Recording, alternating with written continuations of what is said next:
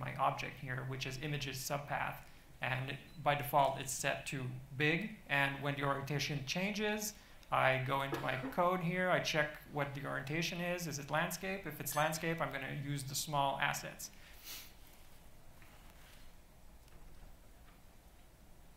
Let's rebuild and load it up.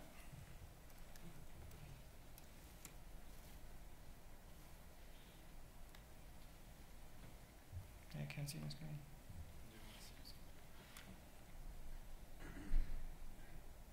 Yeah, I need to see it. Sorry. Okay.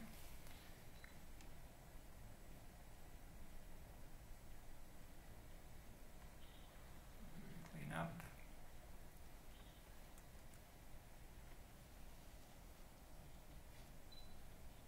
Apologies for the delay, but when you're showing code and building, this is part of it.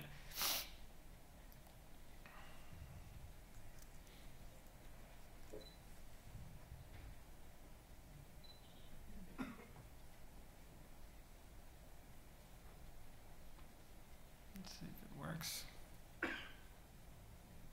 Oh, God. Yeah, it's the assets.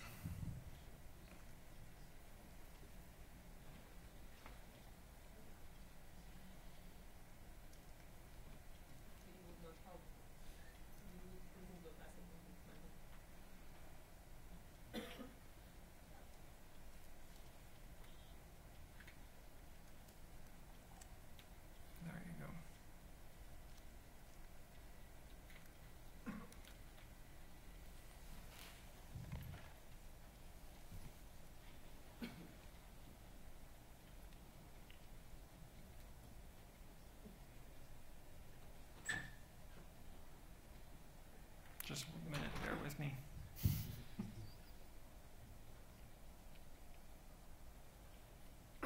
Okay.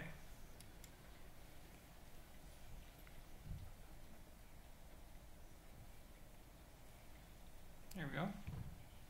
And now it's using small assets. See? So we can see a lot more of them in one screen.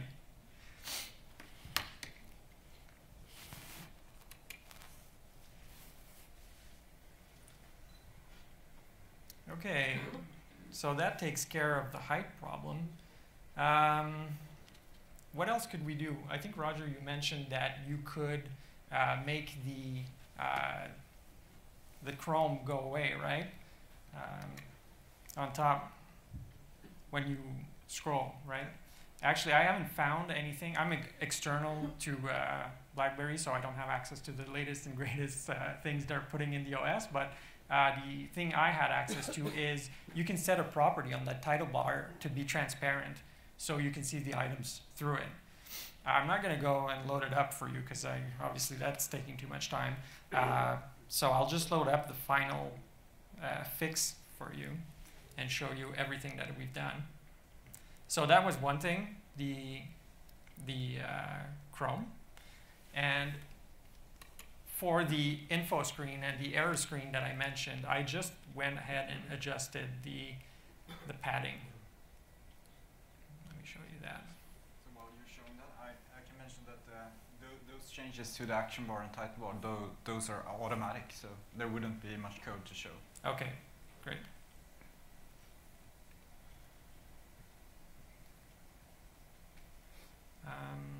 Here we go. So small assets. So overlay on the bar. That's pretty easy. Here's the line. Can we see it? Yeah. So when I added, again, like the weather item, I added an orientation handler to this. And when we fall to landscape on that page, I just go set the property of the title bar's visibility to overlay, and it'll become transparent. As for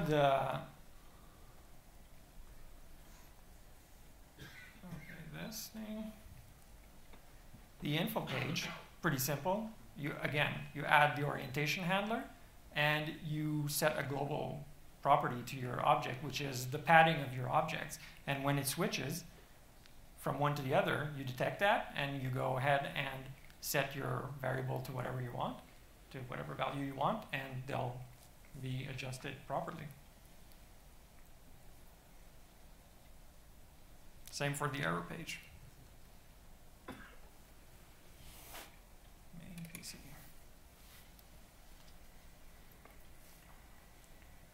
Okay, so this is the result.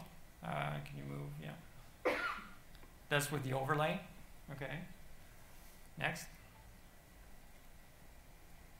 That's the adjusted cloud and sun. Actually, the sun I didn't touch. It's just a cloud. The error page, the cloud's no longer on the over the text.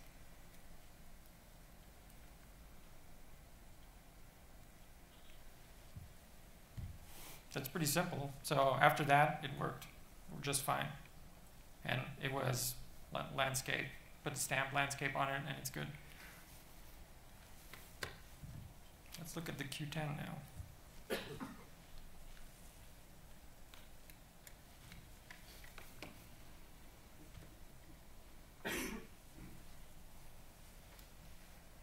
So let me load that up for you. Yeah, sorry, I need the Mac.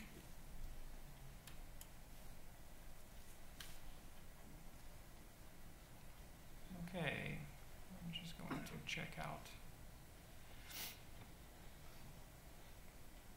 this one.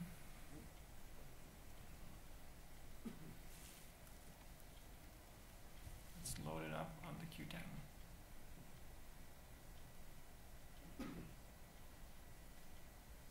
Configurations.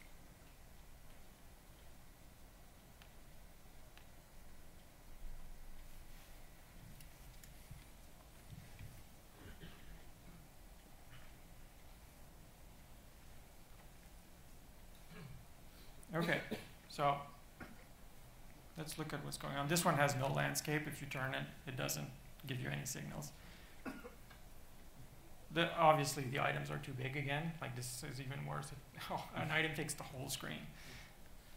The settings, they look fine. Browse cities, that looks all right. It's not too bad. Again.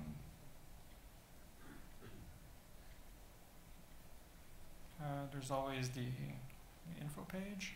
Oof, that's no good. Need to adjust that. Favorite city. Again, that's no good.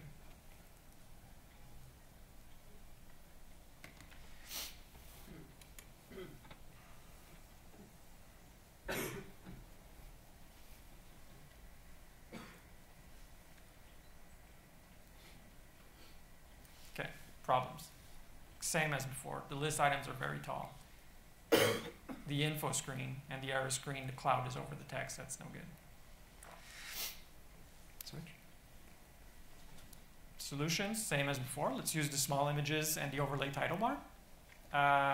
And let's create Q10 specific info and error pages, because if we start adding code, actually we can't even add code for the portrait mode. There is no portrait mode. It just loads the info screen. Oh, not there, sorry. So how do you do this? Sneak peek. Welcome to the static asset selector. So the static asset selector lets you add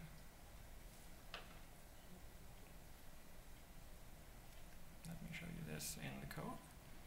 So what you do is you organize your assets folder in such a way that you have the 720 by 720 versions of each page. So what I did here is I created the same structure that I have in the assets root folder, but only for the items that I want. So these will only get loaded for this device.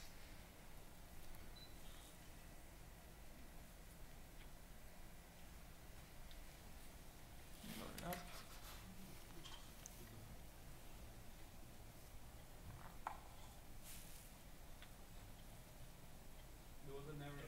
Was it?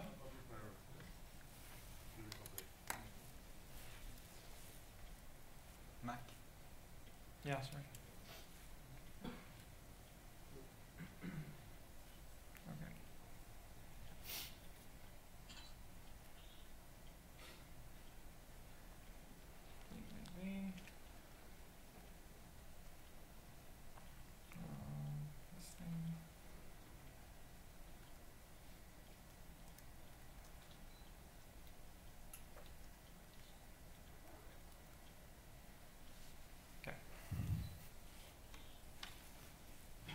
And what I did is I just copied the assets and I repositioned them the way I wanted. I got rid of the orientation handling code that I showed you before. I don't need that anymore.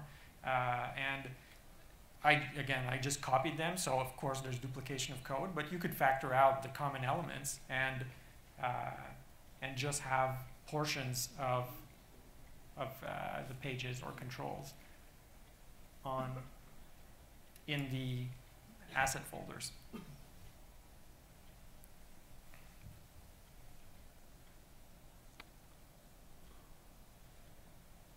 So here we go. So I added the small items. The info page is laid out differently. The error screen as well. It's better.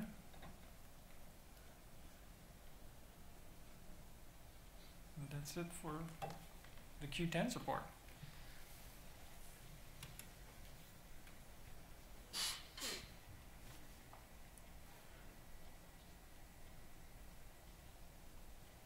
Okay, more on layouts. What else about the layouts? Well, you mentioned scroll view quite a lot. I didn't have anywhere to show you in this app. I didn't have anything that went over the screen. But if you've seen my settings, if I had just one more field in there, it wouldn't have worked. It would have just gone over screen. I solved this just by wrapping it in a scroll view. As simple as that. It was 2 lines of code. Right scroll view, you wrap it. There are a few settings that you can adjust, and boom, it worked. That was really, really easy. And I think, like you mentioned, you should wrap by default all your things in scroll views. That way you'll never have this problem. Another thing we didn't discuss is 9 slicing. You can see the Cascades cookbook for that. So that's a common technique in layouting. So you have on the top left, top right, bottom left, bottom right, you have like your corners, for example, and then the other items are borders, and when you resize, it just resizes properly. That's more used in custom controls. Space quotas, we didn't talk about that, but this is a way to specify in stack layouts and Cascades. It's a way to specify how much